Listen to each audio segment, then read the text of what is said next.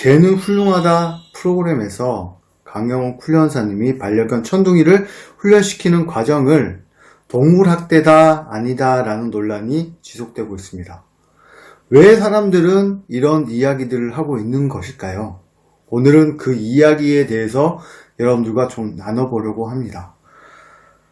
1990년대, 2000년대 동물농장에서 강아지를 훈련시키는 방법에 초크 체인이라든지 또 제압하지 못하는 강아지를 트레인하는 방법에서 부정 강화 훈련에 대한 내용들이 좀 많이 나오고, 그런 예전부터 왔던 전통적인 방식에서 훈련사들이 훈련했던 방법이 긍정 강화 훈련 방법이 있었고 부정 강화 훈련 방법이 있었지만, 사람들에게 예전의 훈련들은 다 부정 강화로 나쁜 훈련이야 라는 인식을 심어주고, 현대에 와서 긍정 강화의 훈련으로 보호자가 직접 알아야 되고 보호자가 직접 훈련해야 된다는 그 내용들을 알려주면서 유명한 어떤 훈련사님이 탄생한 분이 바로 강영욱 훈련사님이라고 저는 생각합니다. 그럼 부정 강화 훈련에 대한 부분들을 많이 트레이닝 하시고 많이 알려주셨던 분들이 훈련 방법이 틀렸냐? 아닙니다. 부정 강화로 훈련시키는 방법도 있고 긍정 강화로 훈련시키는 방법들이 있습니다. 다만 지금까지 강영욱 훈련사님이 보여주셨던 행보가 긍정 강화 훈련에 가까웠고, 보호자가 인내하고 기다림 속에서 천천히 반려견과 교감하면서 한 걸음 한 걸음 다가서는 그런 훈련 방법들을 알려주셨기 때문에 수많은 사람들이 우리가 알고 있던 부정 강화 훈련보다는 이 긍정 강화 훈련 방법들을 배울 수가 있구나. 우리 강아지를 조금 더 사랑하면서 이해하면서 이렇게 훈련시켰더니 더 좋은 방법으로 강아지를 키울 수 있겠네 라는 것들을 이제 인지하기 시작했던 거죠. 그런 과정 속에서 이제 너무나 기대가 컸던 부분인지 모르겠으나 이 KBS2 개는 훌륭하다는 프로그램에서 사람들이 계속 지켜보고 있는데 갑자기 이제 부정 강화에 대한 훈련 방법들이 너무 강하게 나온 거죠. 왜냐하면 맹견에게 우리가 긍정 강화 훈련으로 이 친구를 제압하거나 이 친구를 다루는 것은 굉장히 많은 시간들이 많이 소요된다고 저는 생각합니다. 그러나 지금 현실적으로 봐서 개는 훌륭하다는 프로그램이 가지고 있는 시간적인 소요, 시간적인 측면을 봤을 때 얼마나 그 짧은 시간들 속에서 강영욱 훈련사님이 그런 시간들을 다 감당해낼 수 있을지, 그것을 리드하면서 이끌어 가야 되는데 그 프로그램에 어떤 내용이 있어야 되잖아요. 그 내용을 만들려고 하면 인위적이든 어떻게든지 간에 그것들을 연출해내야 되는 부분이 분명히 존재합니다. 그것은 훈련이나 트레이닝에 대한 방법으로 보기에는 조금 거리감이 다를 수 있습니다. 방송은 방송에 맞춰진 프로그램이 있고 강아지 훈련이라든지 이런 훈련에 대한 트레이닝 방법들은 또 다르게 표현되는 것 같습니다.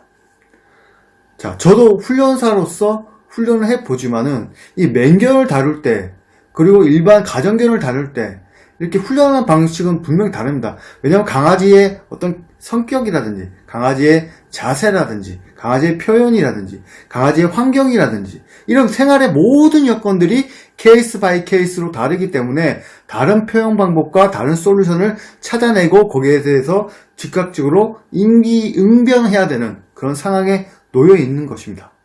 그러면 과연 우리는 개는 훌륭하다는 프로그램에서 어떤 관점의 내용들로 사람들이 이야기를 했을까요?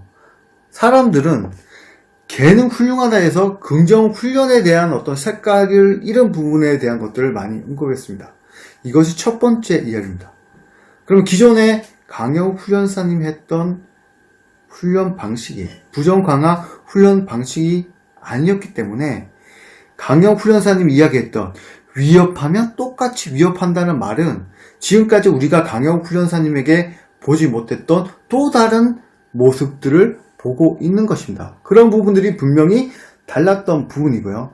두 번째는 강영욱 훈련사님은 항상 강아지에게 친화력을 강조했던 훈련사였습니다. 그 친화력을 강조했던 훈련사가 갑자기 어느 날 부정 강화를 이야기한다고 하니까 그 부분들이 어떻게 보면 굉장히 낯설었는데, 강영욱 훈련사님은 전문가로서 그 보호자의 상황에 맞는 천둥이의 트레이닝을 하기 위해서는 긍정 강화 훈련보다는 부정 강화 훈련을 선택해야지만 이 아이를 잘 케어할 수 있다라고 인지했기 때문에 그런 부분들을 진행했던 것 같습니다. 그렇다면 천둥이에게 왜 이렇게 훈련을 하면서 피도 나고 또 막 좀 강압했다는 이야기를 왜 들었을까요?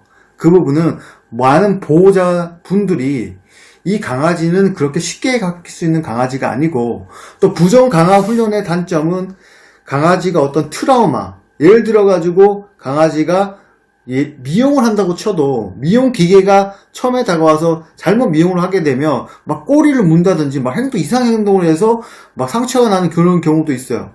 근데 지금 이 천둥이의 상황, 목을 올가미로 채워서 입마개를 채우고 막 엄청난 그런 스트레스로 다가오겠죠. 그러면 이게 갑작스럽게 일어난 변화란 말이에요. 이 변화에 대한 시간들이 너무 많이 부족했다는 게 제 생각입니다. 걔는 훌륭하다는 프로그램의 특성은 알겠지만 이 시간들이 너무 부족했기 때문에 이 적응 시간에 대한 부족들을 보호자님들이 많이 이야기했던 것 같고요. 반면 천둥이를 다루는 강영욱 훈련사님이 천둥이를 다룰 때 굉장히 위험한 상황이잖아요. 막 물린다든지 그럴 상황에 어떤 의료진이라든지 이런 시스템적인 부분들은 어떻게 되는지 그런 부분도 굉장히 궁금하기도 했고, 또 반려견 이 천둥이가 다쳤을 때 수의사님들이 좀 나오셔가지고 응급처치라든지 어떤 조치를 해주시는 모습들이 있었으면 좀 프로그램들이 좀 나아지지 않았을까라는 또 생각도 해봤습니다.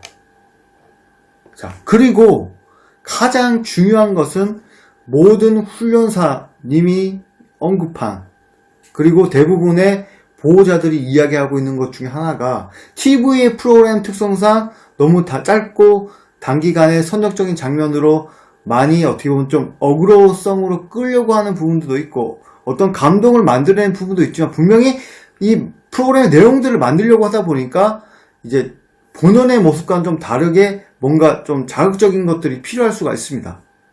그런 너무나 이 맹견을 너무나 단기간에 승부하려고 했다는 것 자체가 이 프로그램의 조금 문제점이 아닌가 생각합니다. 그리고 최근 블로그에 알렉스 리라는 이제 훈련사님이 계시잖아요. 그분이 또 블로그에 글 쓰면서 많은 이슈가 됐었는데, 그 내용의 즉슨 강아지에 대한 복종과 그리고 강제 제압은 다르다는 큰 특성들을 가지고 정확하게 전문가로서 이야기해 줬습니다. 저는 그렇게 생각합니다. 이 반려견 훈련사, 강아지 대통령, 누군가는 부정 강화로 대통령이 될 수가 있고 긍정 강화로 대통령이 될 수가 있습니다.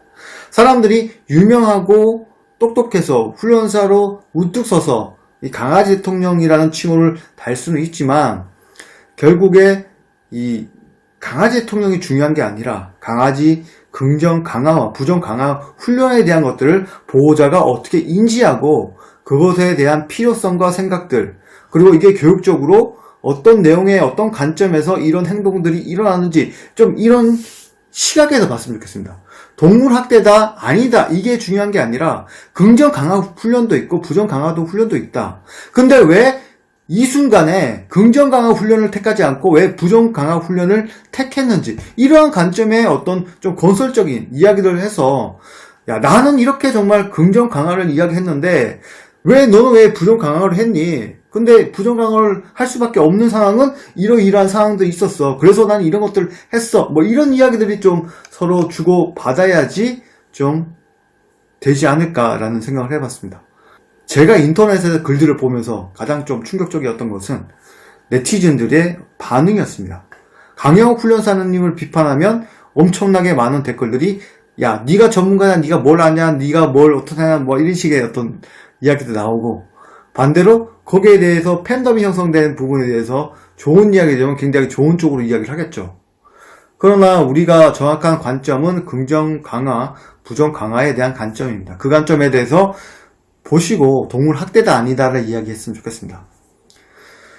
저는 그렇게 생각합니다. 강영 훈련사님이 그 극단의 조치를 내린 것은 훈련사로서 그 상황에 보호자와 평생 함께 반려동물로 이 천둥이가 함께 살아갔으면 하는 이 간절한 마음 때문에 본인이 가진 어떤 훈련에 대한 스킬 이런 것들을 다 무시하고 이 강아지가 이 보호자와 평생 행복하게 살기를 바라는 마음에서 그런 액션과 그런 행동들을 했다고 생각합니다.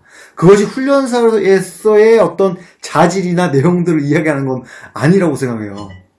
그게 아니라 이 훈련에 대한 올바른 생각과 이해를 심어주기 위해서 굉장히 많은 노력을 하시고 보호자를 일깨워 주시는 어떤 부분들을 이야기하고 있기 때문에 그런 관점에서 우리가 개는 훌륭하다는 프로그램을 보고 거기에 대한 올바른 비평과 비판을 해줬으면 하겠습니다. 결론적으로 한마디만 하겠습니다. 개를 정말 사랑한다면 왜 함부로 말하고 함부로 이야기하지 마세요. 왜 그 상황에 그렇게 할 수밖에 없는지, 왜 그런 상황에서 그런 선택을 했는지, 그런 관점에서 이건 왜 일어나는 상황인지 좀 고민해 보시고 학습하시고 우리가 좀 더 지혜롭게 슬기롭게 이야기할 수 있는 반려견 문화를 함께 만들어 갔으면 좋겠습니다. 오늘 여기까지 하겠습니다. 지금까지 강사모 최강사였습니다. 감사합니다.